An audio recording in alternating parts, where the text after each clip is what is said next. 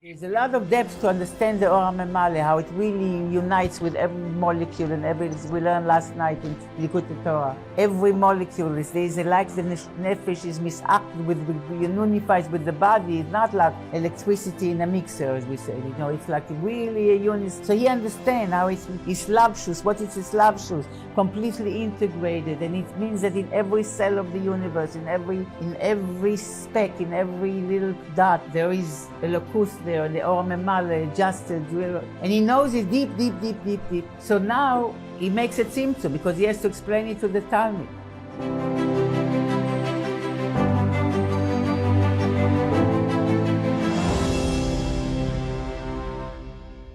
Good morning, good morning. Today is Chaf Gimel Iyar, Tiferet Shebeyesod.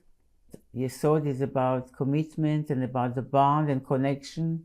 And Tiferet is about balance and beauty. And I guess one of the ways to look at today is the ability to envision and create bonds and relationships that are well balanced between the Chesed and the Gevura, and that they are beautiful, to experience the beauty of bonding and connecting and committing one to the other. This is in continuation to Ruchama's inspiration yesterday, that we are all like roots that are entangled one with the other and affecting each other, and everyone should have a blessed day. So we are on page Resh Yud Ches, Reach, in the new edition, and Kuf Samach Daled in the old edition, and 6 lines from the bottom, about the middle of the line. Uchmo al derech mashal, the line starts at Tzimtzum Chazar ve'Iyar, and we are at Uchmo al derech mashal be'ashpas ha'sechel me'harav el ha'talmid. So, where are we? We are, and we will be for a while, with the question and the subject of why Atzilus and how Atzilus, what is Atzilus? Gilui HaHelem, and Gilui HaHelem of what? Or Yesh Me'ayin. And we will, this is a hemshech, so it takes my marim to get to the answers. Here and there I will interject what we are expecting, but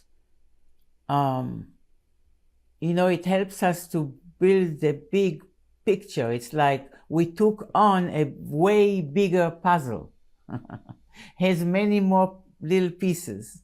So this subject of Atzilus, Gilui HaHelem, or Yesh Me'ayin, and why we are so much, there are many reasons why. But Atzilus, that's the bridge that enables us to connect with Ohr Ein Sof. And therefore it's very important to understand what Atzilus is. In any case, we ended last time with the question, and the attempt to answer this question, why Olam Atzilus is Chidush Yesh Me'ayin, and why Yesh Me'ayin? Because it says V'chochma me'ayin timatzeh, and Chochma is Atzilus. Atzilus is the world of Chochma. So why is it Yesh Me'ayin, even in regarding to Or HaSovev Kol Almin, which means the Or that transcends all worlds, the Or, even the Or just before the Tzimtzum. Why you say Atzilus is Yesh Me'ayin? Why we are asking why?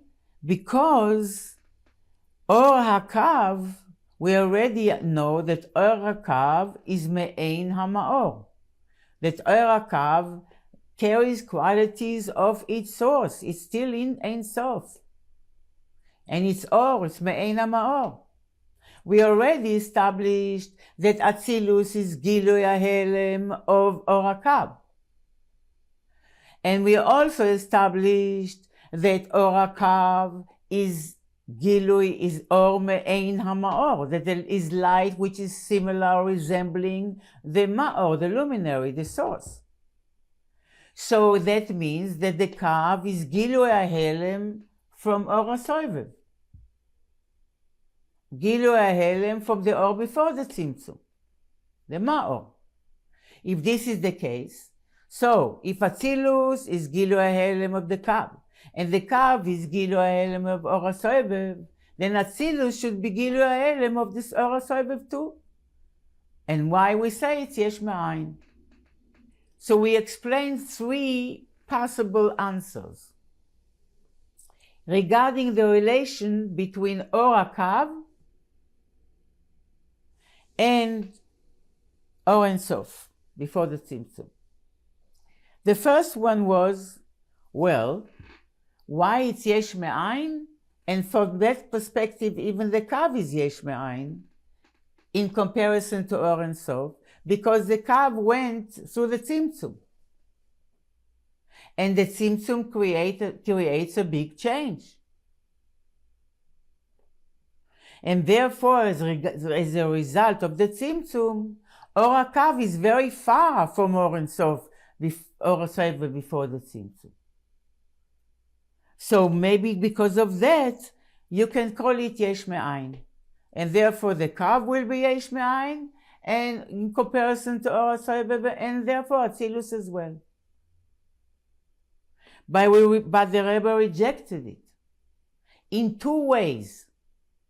Number one, it's true that according to the first explanation, yes, there is an effect of the Tzimtzum on the Kav. The Tzimtzum has an effect on Ohr HaKav, and it's not the same like the Ohr Ein Sof before the Tzimtzum. But even after the Tzimtzum, the Kav is still Nogea in Ohr Ein Sof.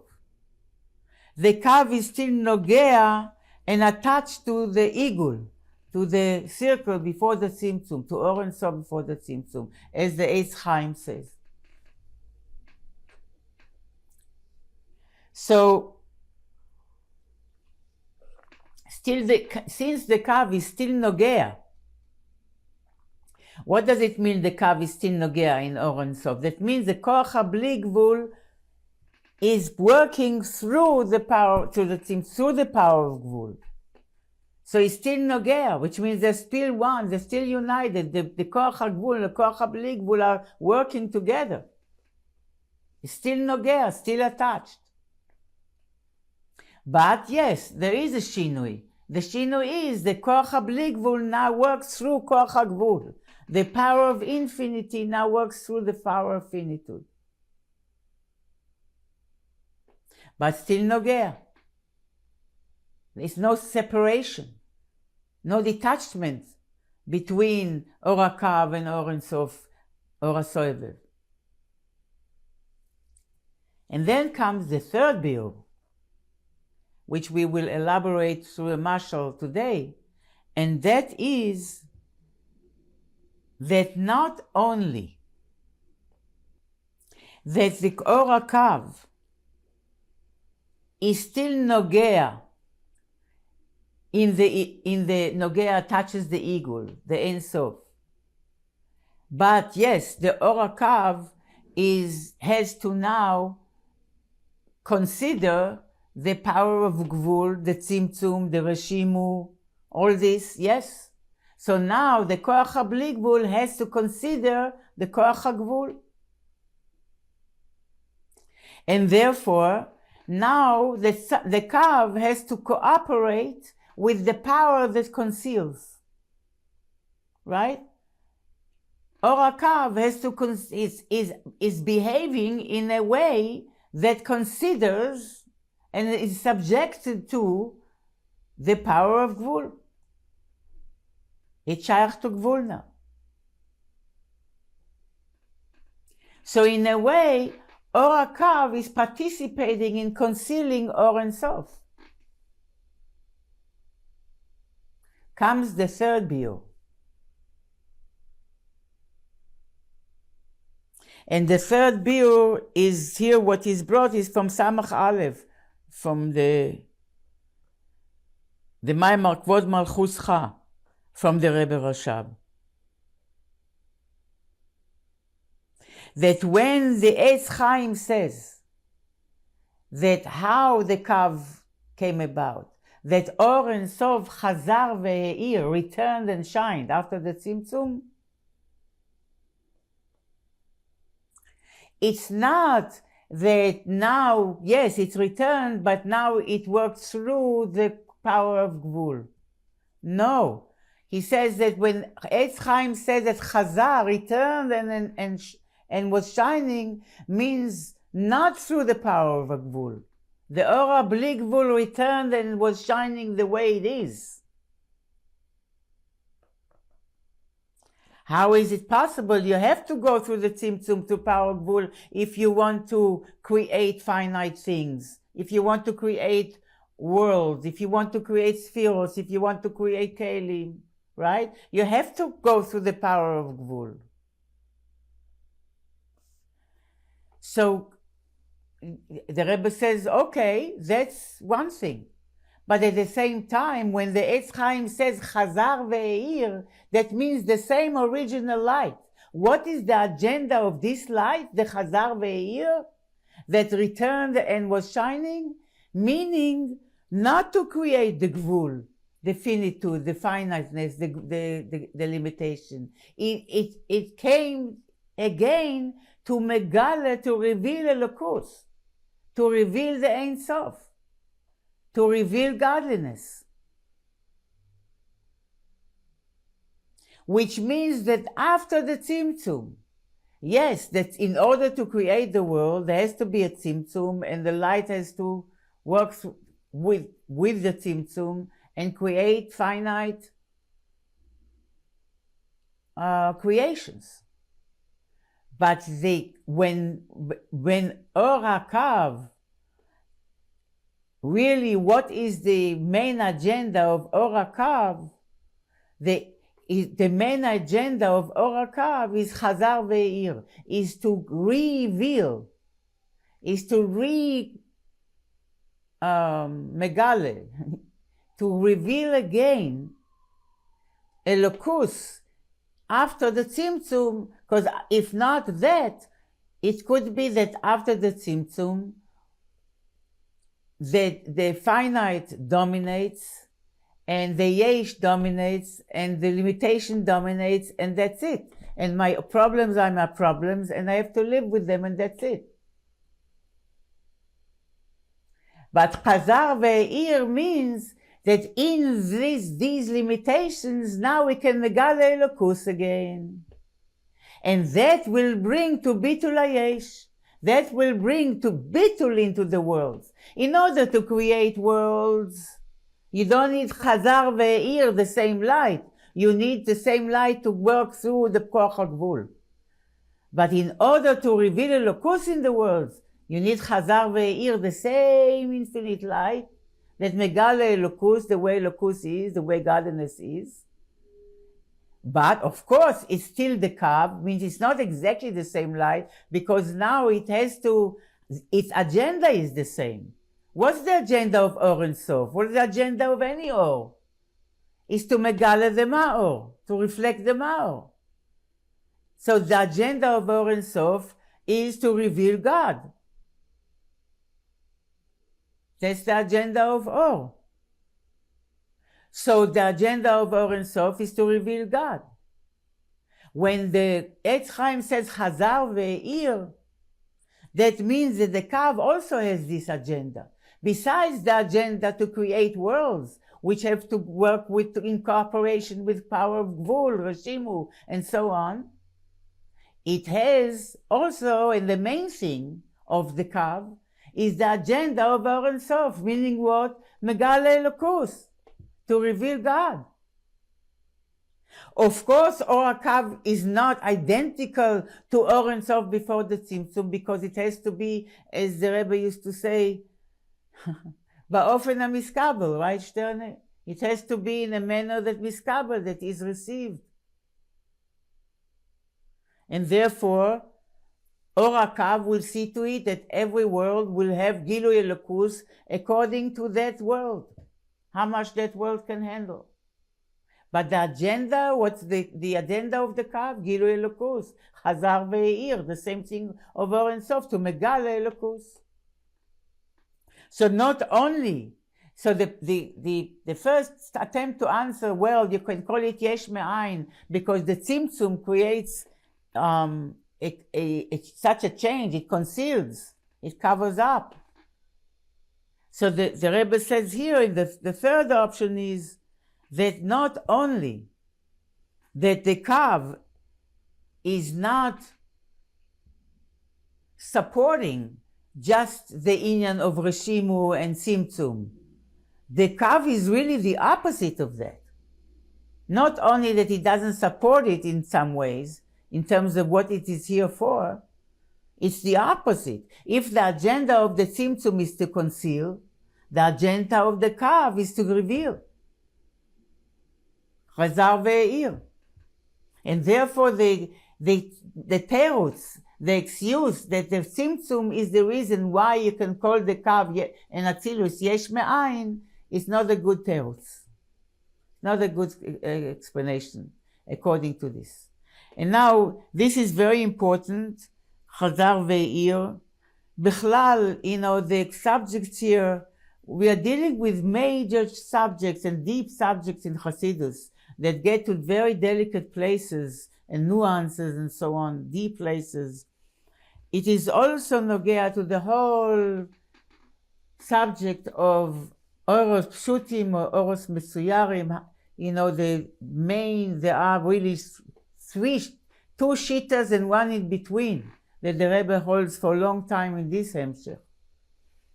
And the one is the shitta of the Ramak, of Moshe Cordovero, that for quite a while the Rebbe is talking from that shitta. Obviously we will understand that both shittas have an inyan, they're not stam. One false, one true. But, we follow the shita of the Arizal, that the Oros Mesuyarim. What's the difference? That the way the Ramak looks at Ohr Ein Sof, Ohr HaSovev and Ohr HaKav is that it's plain pshitus. Oros Pshutim. There is no tziyur in the Ohr. When the Ohr gets a color, when it is in a keli. The keli creates the change. Like putting water in colored glasses or shining white light through colored glasses. Then the light will change, the color will change. But what changed according to the Ramak? Nothing. It's Ohr Ein Sof, Ohr HaKav is also pashut legamre. When does it get a color? When it changes in its Shinoi HaMahus, or whatever you want to call it, a change in its nature, when it's in the keli. The keli creates the change. We follow the Arizal. And the Arizal says, Oros Mesuyarim, that there is already a tziyur of 10 spheros in the Or, before it comes to the keli. Of course, it's very subtle and it's a very formless and so on, and doesn't have its yeshus, but there is a tziyur of spheros agnuzos, the hidden spheros. And this is also directly and indirectly nogea to this discussion. And many Maimarim follow one shita, and then in Ein Beis, few years later, 72, this is 66, Samech Vov. In Ein Beis 72, the Rebbe now turns it over, so to speak, and talks all about Oros Metzuyarim, and there is also a shita in between that is Oros Metzuyarim, but it's complicated. In any case, this is the nature of a hemshech, that you have to have long breath and patience to cover topics on a long range and learn to build the big puzzle. But this is so far our discussion. Why we want to understand why Atzilus and the Kav are called Yesh Me'ayin, b'sha'ah that we said that the Kav is the Ohr which is Me'ein HaMa'or and carries still qualities of the source, the infinity of the source, and so on. Because the Kav is not Mamash Gvul, it's the possibility for Gvul. In any case, so we explained through three things here, and now the Rebbe is focusing on the third one. The fact that the agenda of the Kav is not to conceal, and therefore you cannot call it Yesh Me'ayin based on that, because the agenda is to reveal, and reveal is Gilui HaHelem. It's page Resh Yud Ches, 6 lines from the bottom, from the middle of the line. וכמו על דרך משל בהשפעת השכל מהרב אל התלמיד, the analogy is the hashpa, the flow, and the teaching of a concept from a master to his student, disciple. ובתחילה צריך להיות צמצום האור, שמעלים אור שכלו לגמרי. At first, there has to be a concealing tzimtzum of the light, meaning that he completely conceals the light of his own intellectual view. He has to put his understanding aside, his level of understanding aside, ואחר כך, and following that, in order שיהיה נמצא האור השייך אל המקבל, in order to find the light that is relevant to the recipient, to the disciple, that will be on the level of the recipient, הרי חוזר האור ומאיר חולו. Then the light returns and shines. We will explain. כי מהסילוק לבד הרי לא יימצא האור השייך אל המקבל. Because just removing the mind of the teacher will not help to find the light and the understanding, the explanation that is shayach to the recipient, to the Talmud. כי אם, what will enable to reveal the explanation that is relevant to the student, כי אם ממה שחוזר ומאיר אחר כך כולו, is that the intellect of the master shines again. And now it will shine and operate in a manner that will be shayach to the level of the Talmud. But first the level of the Talmud had to be found, had to be exposed. ובאמת, we will explain. And in truth, מהסילוק גופה, from the removal, the first step, as we said, the teacher has to remove his understanding, remove the way he looks at things. Because if he will maintain his perspective and understanding in his mind, he will not be able to teach the Talmud. He needs to find the the light, the intelligence and the level of understanding that is on the level of the Talmud. And for that he has to put aside his own. He cannot be filled with his own level of understanding, because that will overwhelm and not enable him to distinguish and to clarify to himself the level of the Talmud on which he has to teach the subject. So, uve'emes, in this process, yes, the first thing he has, put my light aside so I can find the light for the Talmud. But, mihasilu gufa, so at first we said that from the siluk alone, from the removal alone, you cannot find the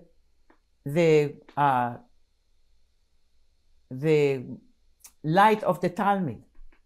Why? Because you can remove yourself from your understanding by going to sleep. You can make a siluk. A tzimtzum, yeah, forget it. I'm not thinking about it anymore. I'm putting it aside because I'm going to sleep now. Shutting off my intellect altogether. No, of course, there's always chazar ve'ir. There's always the mind of the Rav has to re-shine into this tzimtzum. But, the Rebbe says, uve'emes, in truth, מהסילוק גופה כבר נמצא האור השייך אל המקבל. Just the fact that the Rebbe doesn't describe it like this, but we know it from Sha'ar HaYichud, that just the fact that the master, the teacher, did a tzimtzum here, that he had a bittul to put aside his own understanding, this itself enables the finding of the level of the understanding of the Talmud.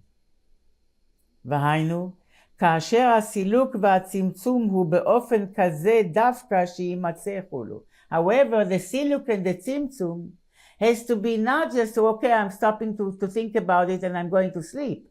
Rather, I'm putting away my understanding in order to find the level of the understanding of the Talmud. כי יכול להיות סילוק לגמרי, because you can have a complete סילוק. כמו שלא השכיל שום שכל כלל.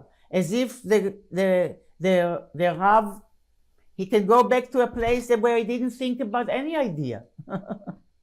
He can fall asleep. That's the easiest example. Or he can go get a suntan and not think about anything. Just, I don't know. ואז לא יימצא מזה שום אור. In that case, no light will be found out of that tzimtzum. אבל, however, כאשר הסילוק אינו לגמרי, when the siluk is not that a Rav removes himself entirely from the subject, and rather he removes himself in order to find the Talmud in his mind. אז מהסילוק גופה נמצא האור השייך אל המקבל.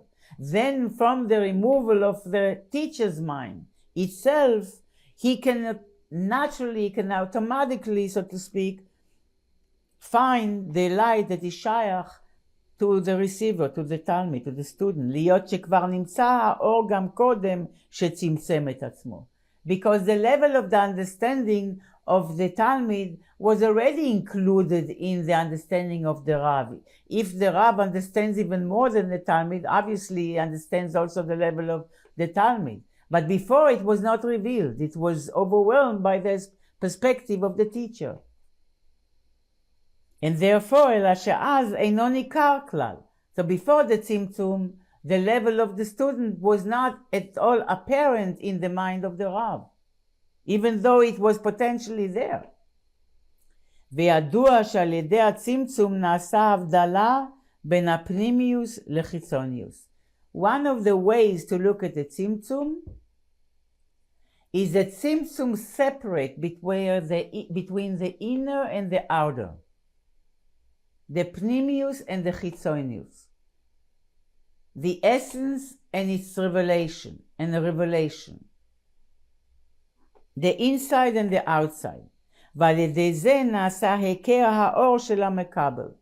And through that process, now the light of the recipient, which is in this case more chitzonius, not as deep as the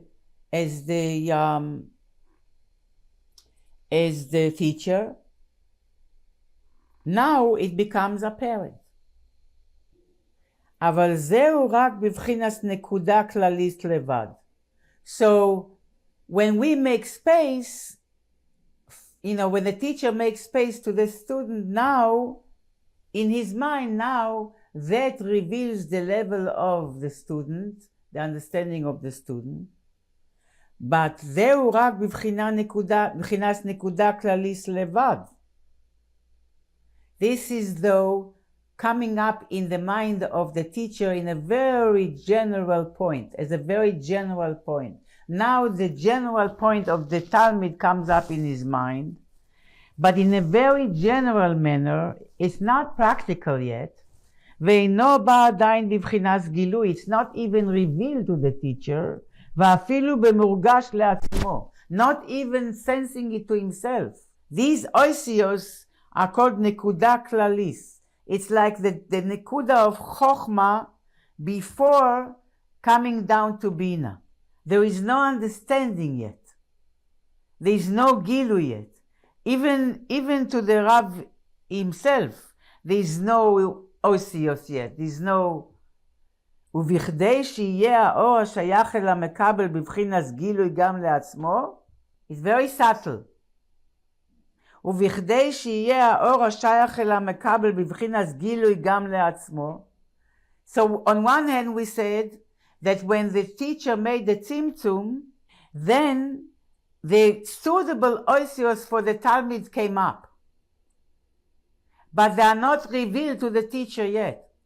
He cannot do anything with it yet, practically. It's only very general. ובכדי שיהיה האור השייך אל המקבל בבחינת גילוי גם לעצמו. So now, when he made the Tzimtzum, the Ohr of the Talmud, the Ohr of the student became available to him. But now, in order to megale to himself, so he can do something with it, זהו דווקא על ידי שחוזר ומאיר חולו. He has to bring his own mind back. He has to bring his own analytical powers, everything else that operates in his mind, back into the matter in order to create now an explanation that is suitable to the level of the Talmud.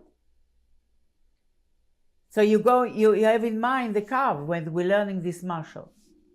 So in order for the Rav himself to have a real explanation, and the Talmud should sense the truth in this explanation, we need the seichel of the Rav, the intellect of the Rav, of a teacher, to shine again.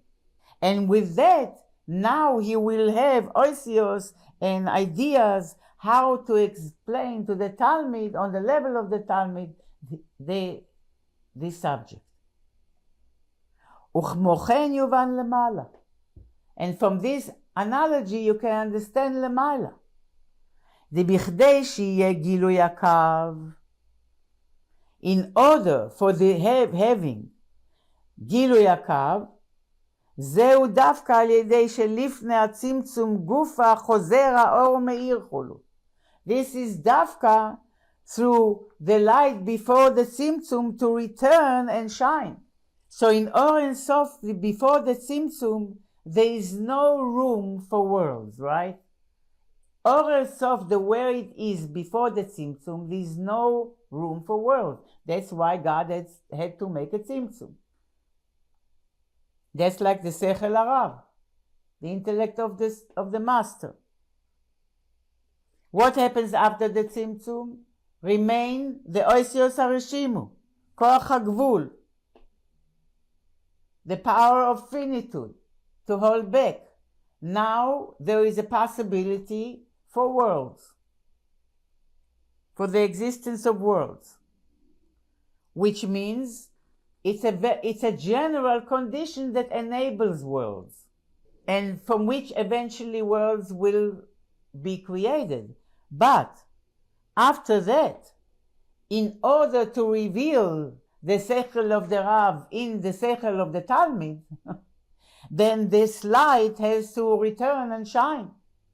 Ohr Ein Sof has to return.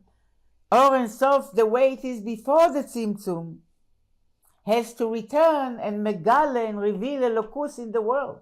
So that the Nivraim, all those creations that were created because of the Tzimtzum, will recognize that the truth of their existence is HaKadosh Baruch Hu, and they should be battle to HaKadosh Baruch Hu, bitul hayesh. Umuvan, of course, it's not that the Rav teaches the Talmud on the level of the Rav, but his intention is that eventually the Talmud will understand the way he understands. But with the way the Rav explains it to the Talmud is far from the way he explains it to himself, the way the Rav knows it. ומובן שאינו מאיר בגילוי ממש כמו שהיה קודם. So when we say, when the teacher teaches, his light has to be there, his intellect has to be there. Of course, the actual teaching of the teacher, that's the kav. Of course, he cannot teach it the way he understands it. He has to teach it in the oisios that are suitable to the Talmud. Because if he did teach it to the Talmud would be overwhelmed, wouldn't understand. And therefore, the kav is not, in that sense, the kav is not identical to Ohr Ein Sof, the way Ohr Ein Sof is not at all adjusting itself to any world. The kav does adjust, that's what the teacher does, good teacher does. אבל מכל מקום הרי הוא מאיר. מובן שאינו מאיר בגילוי ממש כמו שהיה קודם. It doesn't, the kav is not Ohr Ein Sof the way is before the tzimtzum. The אי אפשר שיהיה אז גילוי האור. It's not possible to reveal the light like that, like it's not possible for the teacher to reveal, to teach this subject on his level. אבל מכל מקום הרי הוא מאיר. Nevertheless, he is present with all his knowledge there, and he is explaining, he's transmitting, and distributing or extending his knowledge through the oisios of the level of the Talmud. But this that Chazar ve'ir, this that when now the teacher teaches the Talmud on the level of the Talmud, is really a combination of the light of the teacher and the oisios that are shayach to the Talmud. And that is animating the whole teaching of the teacher. It's not that when he is now engaged in the level of the Talmud, he is disconnected from his own level of knowledge. No, his level of knowledge is transmitted through the level of the oisi of the level of the Talmud. And that helps him to teach with chayus, with passion, with energy, with tainug, with pleasure, with excitement. And eventually the Talmud will, maybe after 40 years, will reach the omek of the teacher.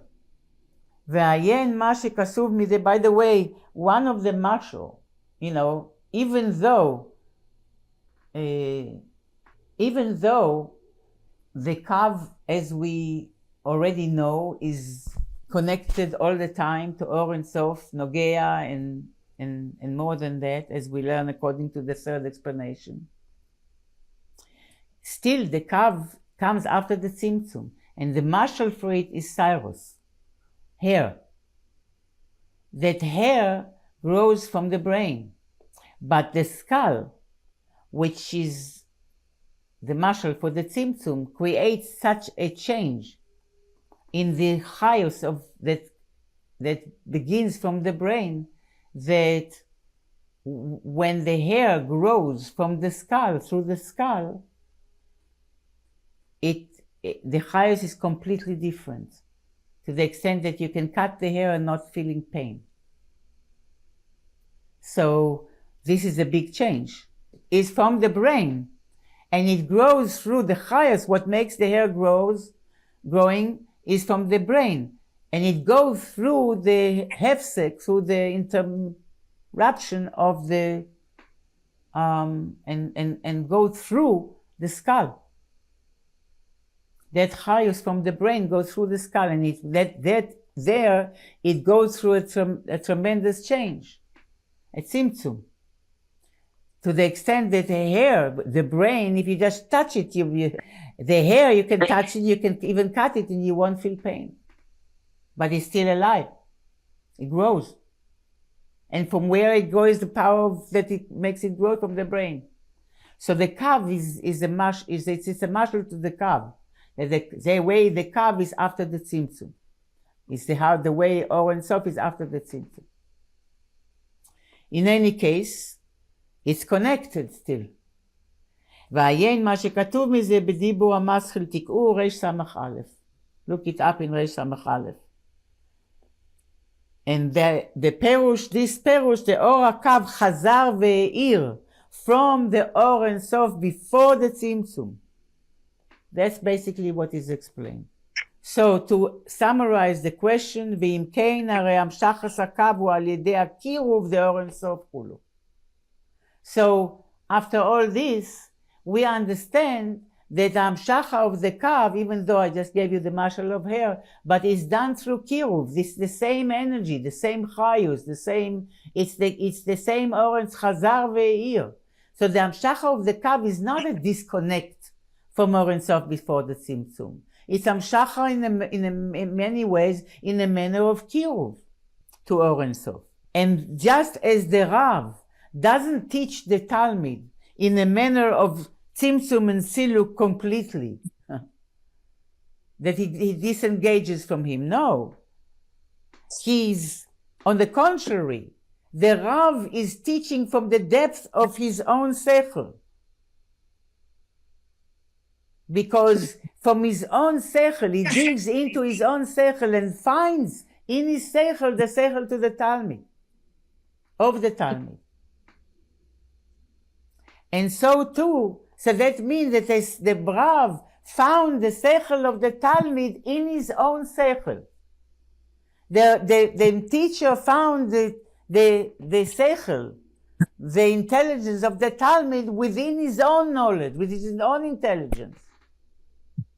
And that means that there is a kiruv, that there is a closeness between the seichel of the Talmid and the seichel of the Rav. And it's one process. It's not disconnect. ואם כן, מאחר שהקו הוא מעין האור אין סוף שלפני הצמצום. And since the kav is resembling and similar to the light, infinite light before the tzimtzum, the only thing is that it speaks it in the language of the world, but it's the same me'ein ha'or ein sof or before the tzimtzum.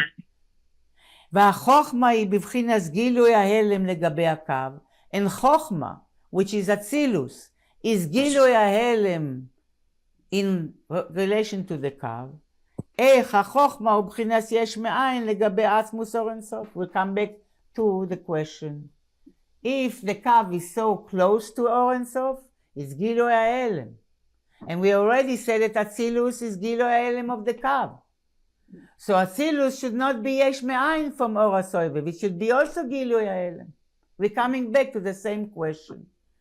It's not that there is no disconnect. If there's no disconnect, it's not Yesh Me'ayin. It's Gilui HaElem. It would be disconnect if the teacher would say, forget it, I'm removing the way I know this idea and I'm going to sleep. That's a disconnect from the Talmud. That's a tzimtzum that created a disconnection. But here is in order to teach, in order to transmit, it's all in kiruv, in a close connection. So if this is the case, it's Gilui HaElem, is not Yesh Me'ayin.